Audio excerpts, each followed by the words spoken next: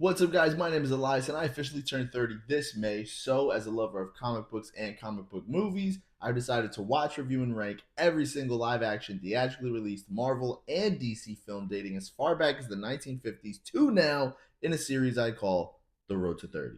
Today, we're talking about 2000's X Men. But real quick, before we get into the next generation of comic book movies, I just wanted to give you a quick recap of where we're at so far. In the Elseworlds universe, we saw George Reeves' Superman tackle Mole Men and angry mobs. Wes Craven turned Ray Wise's Alec Holland into Swamp Thing and subsequently returned in a slapstick comedy sequel, essentially.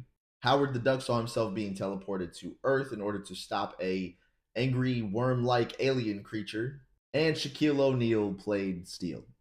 I didn't even think that was going to rhyme. That was unintentional. Then over in the Golden Age universe, you had Adam West Batman and Burt Ward's Robin battle a bunch of crazy, goofy villains like Burgess Meredith's Penguin, Frank Gorshin's Riddler, Cesar Romero's Joker, and Lee Merriweather's Catwoman, as well as Christopher Reeve playing one of the most iconic portrayals of Superman as he battled earthquakes, Kryptonians, and sun dudes.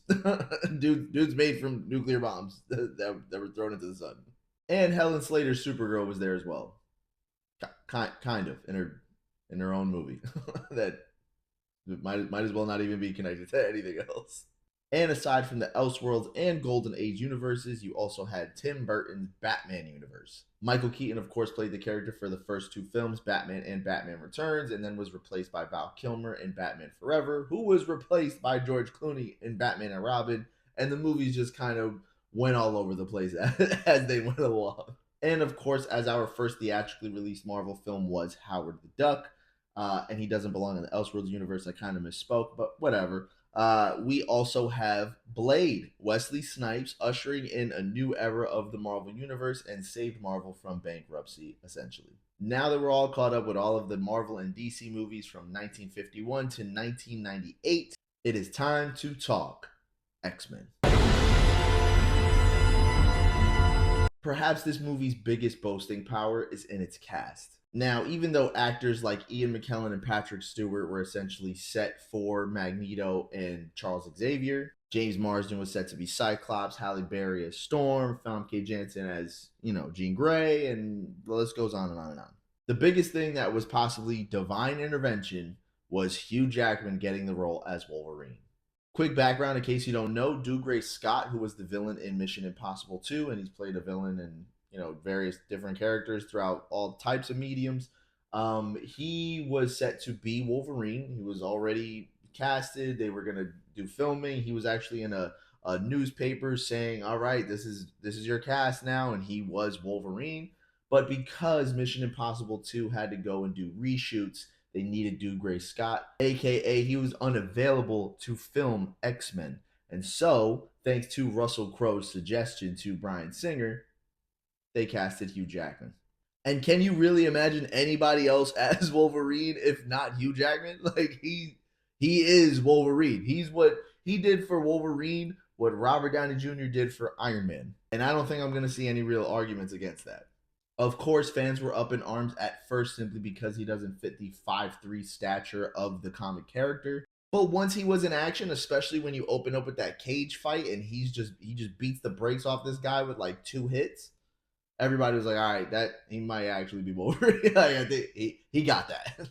And I just love Bryan Singer's direction here. Whatever you think about the director, and obviously I have my thoughts as well, but as far as just the movie itself goes, he really did bring to life that mutants are ostracized by society. They are deemed as freaks, they are seen as less than, and this really kind of drives that sentiment home.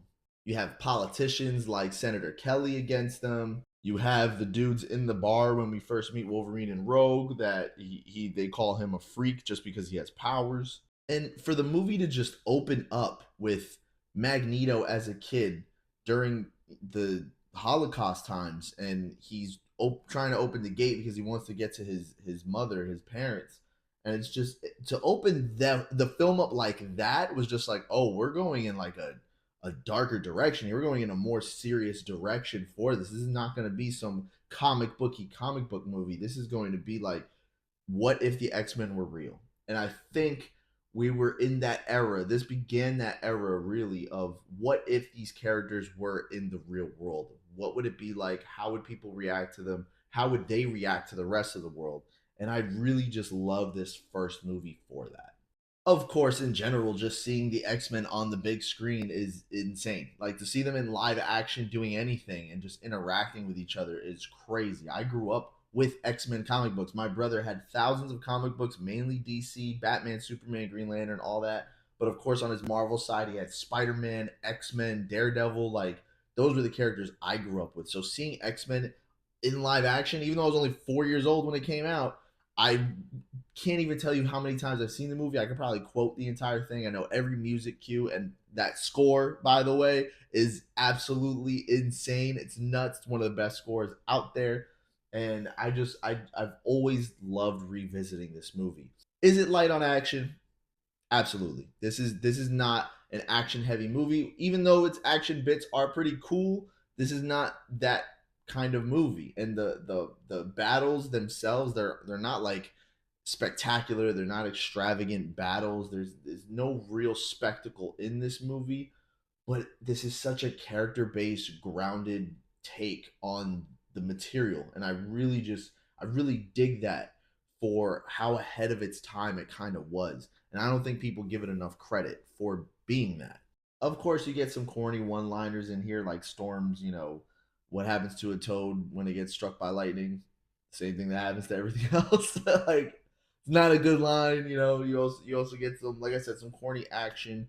Underutilized characters. I mean, James Marsden as Cyclops is basically perfect casting, and we're gonna see him redeemed essentially in Doomsday with the blue and yellow suit, and he's going all out with his optic blast. But they don't really explore his character here. He's just kind of there to be the boyfriend to Jean Grey, and Wolverine falls in love with Jean Grey, so now we just have a Wolverine, Jean Grey, Cyclops kind of love triangle, but Cyclops is just kind of there. It's like I just wish they used him more. And Ray Park as Toad. I mean, Ray Park is Darth Maul, and Toad is barely in the movie. I mean, he's here in a couple scenes. He's got some of the best lines too out of the villains, but still, like I just wish they used him more. And I think that's where this movie may falter a bit, is just in its underutilization of great characters, as well as just there's really no kind of spectacle factor to it. And I'm not saying the X-Men has to have that, but in this movie, it does seem like things move like they move kind of slow, and I can see if people have like issues with pacing with this movie, because I don't necessarily. Again, I just enjoy this movie for what it is. I love this movie from beginning to end, but I do understand the kind of criticism people might have of it. And of course, how could I not mention the black leather? I would have definitely preferred comic book accurate costumes, but we've gotten them in later years, so I don't really hold that against this one, especially because they do give a nice little callback to the comic accurate costumes in that one scene with when Scott goes to Logan, where he's like, "What would you have preferred, yellow spandex?" And every single person in the audience is like, "Yes, we would have preferred yellow spandex." But then they also redo that line in a sense in X-Men 97, the animated series on Disney Plus, where Scott's like, What'd you expect? Black leather? I just love that they brought that back. So, I mean, look, it's 20. This movie's officially 26 years old now, and I think it still holds up in my opinion. And I think without it, we wouldn't be as hyped as we are for Avengers Doomsday, because seeing the X-Men trailer for Doomsday was everything to me. Overall, I'm definitely gonna go with the A+ tier of my rating scale, which is a 4 out of 5 or an 8 out of 10. I just think this is a genuinely great film. If you don't know anything about X-Men, this pretty much tells you everything you need to know. I just dropped my water. Everything you need to know about X-Men. The casting is phenomenal. Again, it's a little light on action. There's some corny one-liners here and there, but it doesn't take away from the entire experience. This is an X-Men movie for X-Men fans. This is a grounded but still has that almost fantastical kind of feel to it, where you can see it happening in real life, but you're also like, there's no way that stuff is going to happen in real life.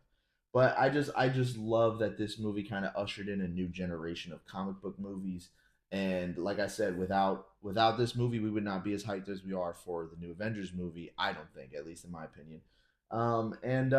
Yeah, Hugh Jackman is Wolverine.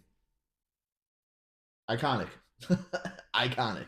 But that's it, guys. If you enjoyed this video, remember to hit that like button and get in my comments with your thoughts on 2000's X-Men. Let me know what other movie you're excited for me to review next as well, whether it be from Marvel or DC. But until then, take care, guys, and God bless.